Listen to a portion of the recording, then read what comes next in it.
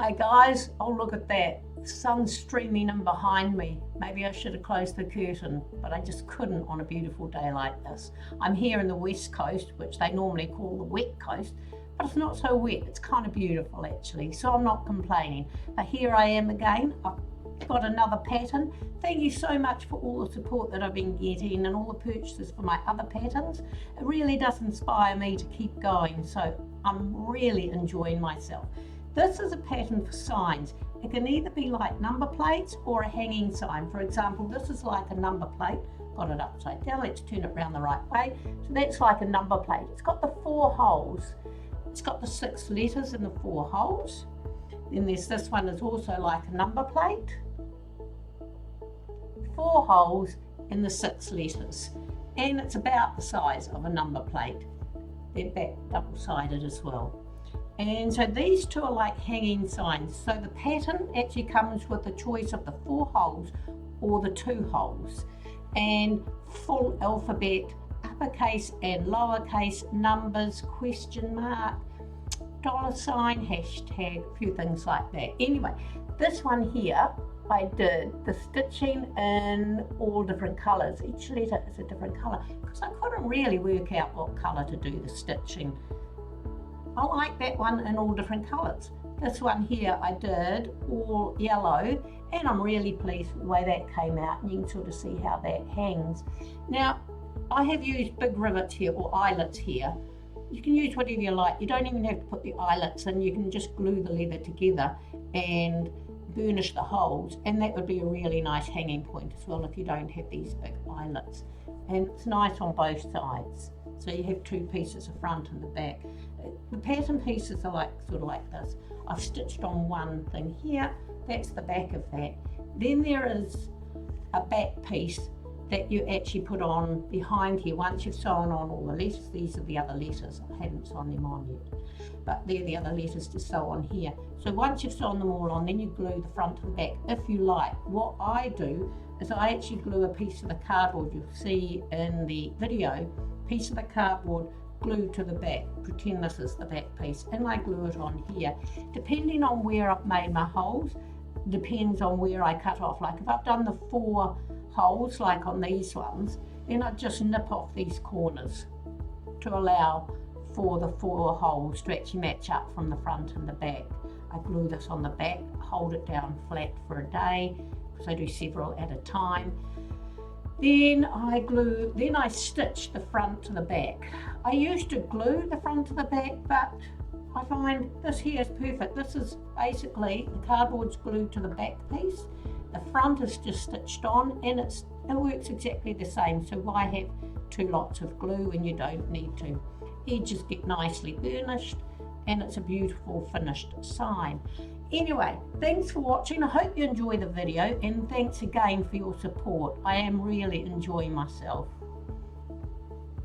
With your pattern, you will get the 5 designs that I did into signs. You'll also get empty signs, so you can design your own. You'll get the alphabet in uppercase and lowercase. You'll get numbers, question mark, exclamation mark, $sign, so you can make your own signs and have a lot of fun. Just make sure that you do the front and the back so the holes match, and with the letters and the numbers, always mark the tops of the ones that can go upside down and you end up doing it wrong, like the N. Always mark the top of the N, always mark the top of the I, always mark the top of the S. Things that can be twisted around and actually make your sign look wrong. If you're doing a few signs at one time, like I am, doing 5 signs, make sure each time that you've got all the correct letters, because if you're dyeing them, it's easy for one piece to get lost. I know I've had one turn up in the rubbish. I've had to go find it. So again, I'll emphasize, mark the underside, always mark the top. Even the letters that I can't do upside down, like a G, I always mark the top. It's easier to mark them all than to miss one. I like to use a paintbrush when dyeing. I actually find I get a more even coverage. It's a faster job, and even though it looks like I'm wasting a lot of dye, I actually find my dye goes a lot further. The edges, of course, I just use one of these little puffball things and I do a second coat of dye, and that it just turns out perfect. Of course, you don't have to dye your leather. You can use a ready dyed leather or a waxed leather. I leave all my pieces for about a day, and then I come back and I do Resolene on them. Quick cover of Resolene, then I come and do all the edges with Tokonol. Now that's a bit tricky. That's another thing. You have to use extra tools. I use a knitting needle, double pointed knitting needle. They're lovely and smooth, and they're really good for getting in between all the corners. Do your edges, it makes a huge difference.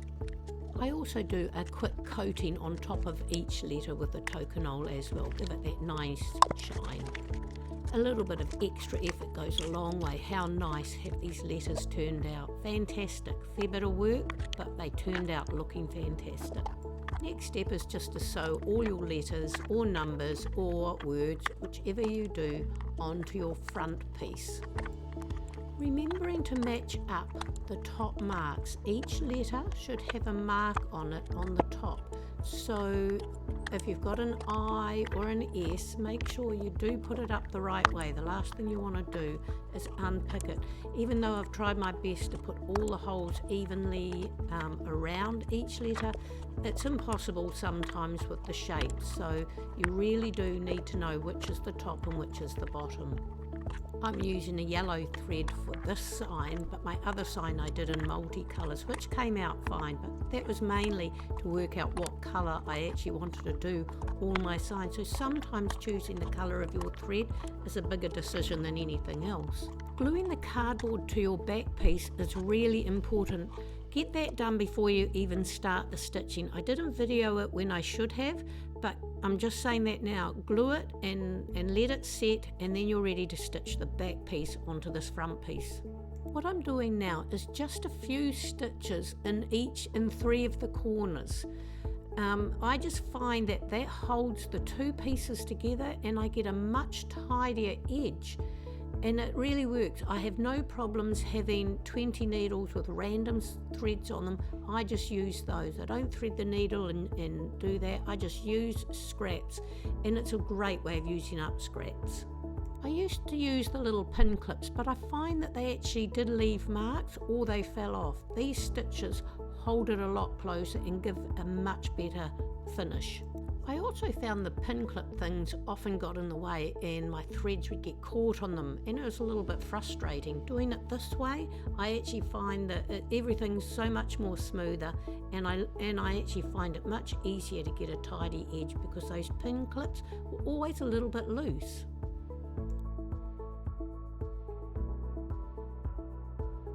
Now it's time to stitch around the edge, which is a long process with a long thread to start with, and to do the eyelets.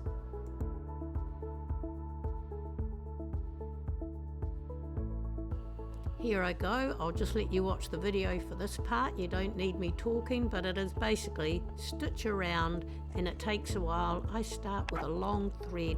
It is 3 times the measurement around. Normally I do 3 times and a bit, but because this is quite a big round, 3 times is plenty, and I have left over.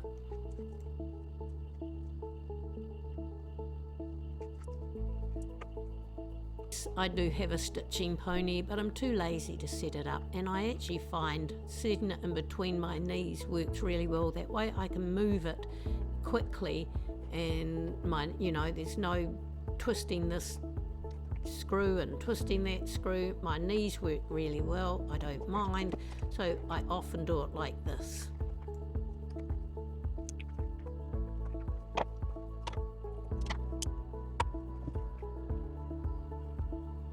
I'm obviously very proud of this one because here I am showing it off.